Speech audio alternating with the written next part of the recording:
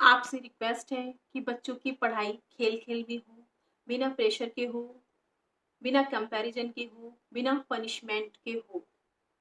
उनको रिलैक्स रहने दें, उनका बचपन ना छीने। पढ़ाई जरूरी है। नमस्कार दोस्तों, कैसे हो आप सभी लोग। Welcome back my YouTube channel learning with Shweta. Friends, आज हम बात करने जा रहे हैं बहुत ही सेंसिटिव टॉपिक पर कि छोटे बच्चों को कैसे पढ़ाएं। जो हमारे 5 साल से कम उम्र के छोटे बच्चे हैं, उन्हें कैसे पढ़ाएं। अक्सर मम्मी पापा इस बात को लेकर बहुत चिंतित रहते हैं, क्योंकि वो बच्चे अभी पढ़ाई के बारे में कुछ भी नहीं जानते हैं। वो बहुत छोटे बच्चे हैं। वो हमारी जिंदगी का गोल होता है कि हमारे बच्चे पढ़ने में बहुत अच्छे हों, बहुत अच्छे से पढ़ाई कर पाए।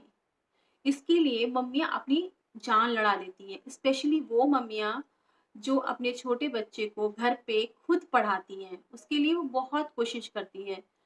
तो फ्रेंड्स, आज हम जानते हैं सिंपल इजी 5 ट्रिक्स, जिनसे हम अपने छोटे बच्चों को पढ़ाने में हमें बहुत हेल्प मिलेगी।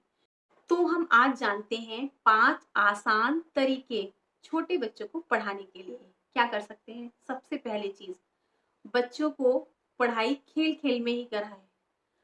अरे भाई, वो बच्चे अभी खेल रहे थे, अभी उनको खेल के अलावा कुछ नहीं पता है। हमने जबरदस्ती की उनकी लाइफ में पढ़ाई इंट्रोड्यूस करा दी। उन्हें नहीं पता है कि पढ़ाई और खेल दोनों अलग अलग चीजें हैं।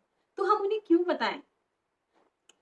हम अनलेस ही उनके जीवन में पढ़ाई पढ़ाई करने लगते हैं, उन्हें जबरदस्ती कि बेटा अब तुम्हारी बुक्स आ गई, अब तुम्हें पढ़ना है, अब तुम थोड़ा कम खेलोगे, अभी तुम्हें पढ़ाई करनी है।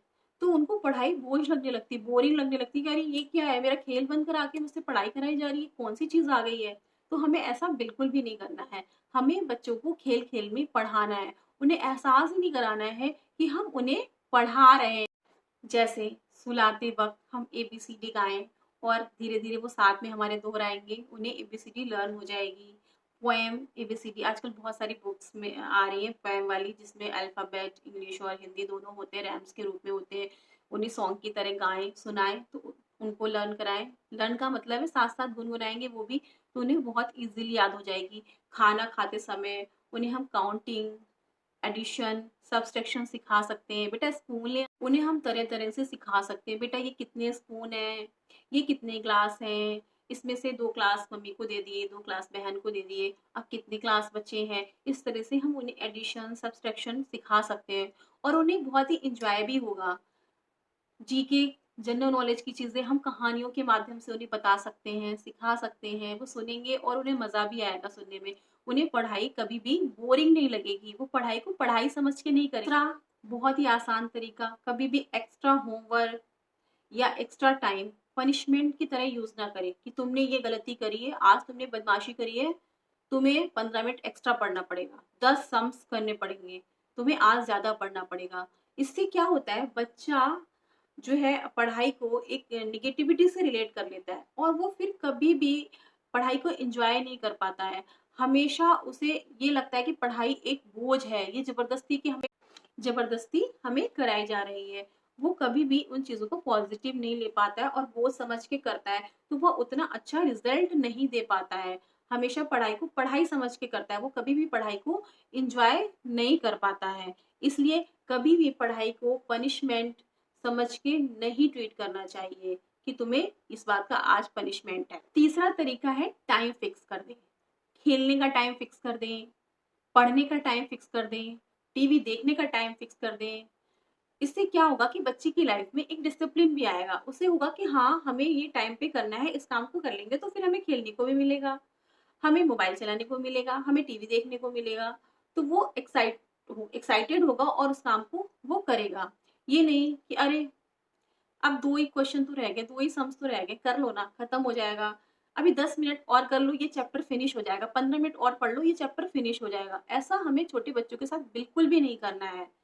जैसे हम स्टार्टिंग टाइम फिक्स करते हैं, वैसे हम इन टाइम भी फिक्स कर दें। तो बच्चे को पता है कि हाँ भाई, मेरी पढ़ाई 7 बजे शुरू हुई और 8 बजे खत्म हो जाएगी। तो वो बहुत जल्दी जल्दी फटाफट अपना काम फिनिश करेगा और 7 से 8 के बाद वो फ्री होके आराम से टीवी को एंजॉय करेगा, आराम से खेलेगा। तो टाइम फिक्स करना छोटे बच्चों के लिए बहुत जरूरी है, उनका टाइम फिक्स कर। चौथी टिप्स, अगर बच्चा कोई चीज समझ नहीं पा रहा है तो पेशेंस लूज मत करें। क्या होता है कि कुछ टॉपिक को समझने में बच्चों को कई बार दिक्कत होती है, कई बार बच्चा एक बार में नहीं समझ पाता है, जो हम बहुत आसानी से समझ लेते हैं पर बच्चा नहीं समझ पाता है। तो आपको ये सोचना चाहिए बच्चे और हमारे माइंड में डिफरेंस होता है। हम उस टॉपिक के बारे में आगे पीछे सब कुछ जानते हैं, इसलिए हम उस चीज को इजीली समझ सकते हैं। हमारे दिमाग की सोचने की क्षमता उसकी क्षमता में बहुत अंतर होता है। बच्चे के लिए वो एकदम नई चीज है, वो उसके बारे में कुछ भी नहीं जानता है।